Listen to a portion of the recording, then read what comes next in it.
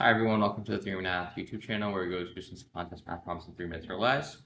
Our next problem from 2013 AMC 8 question number 7. Trey and his mom stopped at a railroad crossing to let a train pass. As the train began to pass, Trey counted 6 cars in the first 10 seconds.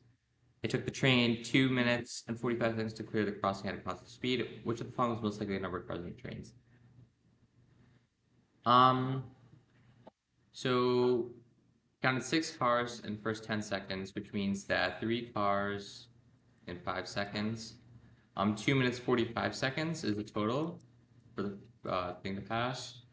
So 2 times 60 plus 45 will give us 165 seconds. So if 3 cars in 5 seconds, how many is that for 165? So we're multiplying by 33. So times 33. Times 33 over here, we're going to get 99 cars. But that's not one of the answer options. The closest one to that would be C, so that is our answer.